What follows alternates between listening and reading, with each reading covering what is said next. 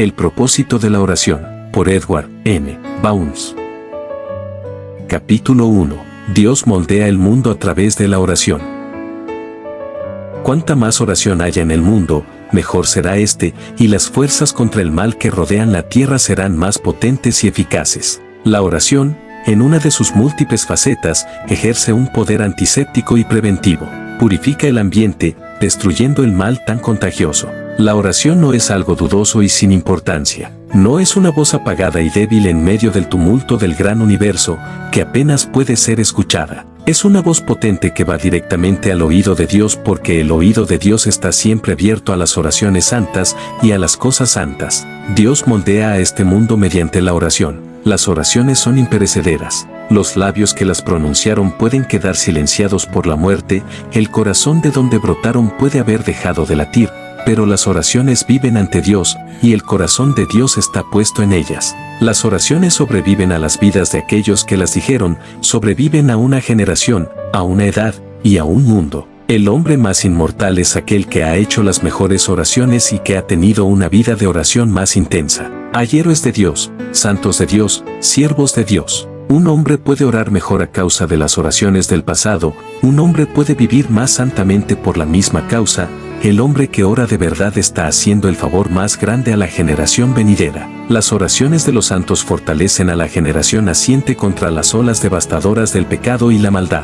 Desdichada la generación que encuentra sus incensarios vacíos del rico incienso de la oración, cuyos padres han estado demasiado ocupados o demasiado descreídos para orar, pues su herencia está plagada de peligros y funestas consecuencias. Dichosos de aquellos cuyos padres y madres les han legado una herencia y patrimonio de oración. Las oraciones de los santos de Dios son el capital consolidado en el cielo por medio del cual Cristo lleva a cabo su gran tarea sobre la tierra. Los grandes movimientos espirituales de la tierra son el resultado de esas oraciones. La tierra cambia, los ángeles se mueven más rápida y poderosamente, y el plan de acción de Dios se modela a medida que las oraciones son más numerosas y más eficientes. Es bien cierto que los mayores éxitos para la causa de Dios son creados y llevados a cabo por medio de la oración. El día en que se manifestará el gran poder de Dios, los días angélicos de actividad y poder, será cuando la Iglesia de Dios posea una tremenda y poderosa herencia de fe y oración.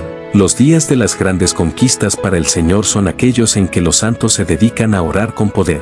Cuando la casa de Dios en la tierra es una casa de oración, la casa de Dios en los cielos está ocupada en sus planes y movimientos, entonces los ejércitos espirituales destinados a la tierra son revestidos con las armaduras de triunfo y victoria y sus enemigos completamente derrotados. Dios condiciona la misma vida y prosperidad de su causa a la oración. Esta condición fue impuesta como base de la causa de Dios en esta tierra. Pídeme es la condición que Dios pone en el mismo avance y triunfo de su causa. Los hombres deben orar y orar por el avance de la causa de Dios. La oración mueve el potente brazo de Dios en el mundo. Para un hombre que ora, Dios se manifiesta como una fortaleza.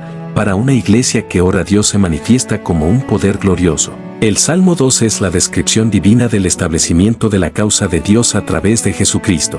Dios declara allí el entronamiento de su Hijo.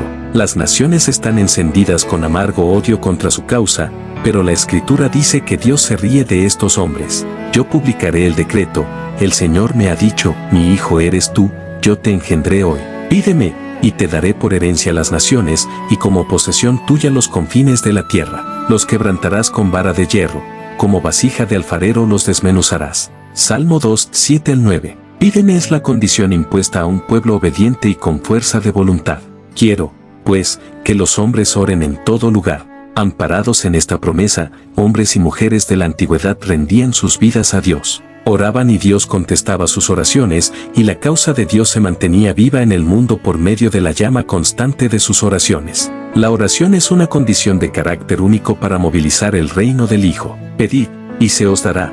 Buscad, y hallaréis. Llamad, y se os abrirá. El más fuerte en el reino de Dios es el que más golpea las puertas de los cielos. El secreto del éxito en el reino de Cristo radica en la habilidad para orar. El que puede empuñar el poder de la oración, ese es el más fuerte. La lección más importante que podemos aprender es cómo orar. La oración es la llave maestra de la vida más santificada y del más santo ministerio. El que está más entrenado en la oración es el que puede hacer más para Dios. Así fue como Jesucristo ejerció su ministerio. Debemos darnos a Dios en lo que concierne a las cosas espirituales y a las materiales, y buscar nuestra propia satisfacción solamente en el cumplimiento de su voluntad, ya sea que Él nos guíe por medio del sufrimiento, o por la consolación, pues tanto lo uno como lo otro será igual para el alma verdaderamente resignada. La oración no es ni más ni menos que un permanente sentido de la presencia de Dios. Brother Lawrence, estate seguro de ser cuidadoso con tus deberes secretos, sea lo que sea que hagas, manténlos siempre activos. El alma que es descuidada en lo que a ello se refiere, no podrá ser prosperada. La apostasía casi siempre comienza cuando la oración es descuidada y olvidada. Dedica bastante tiempo a la comunión secreta con Dios. Ese es el secreto que enriquece al cristiano. Ora solo. Permite que la oración sea la llave que abra tu día por la mañana y el cerrojo que cierra por la noche. La mejor manera de luchar contra el pecado es luchar sobre nuestras rodillas. Philip Henry. La oración de fe es el único poder en el universo al cual se rinde el gran Señor. La oración es el remedio soberano.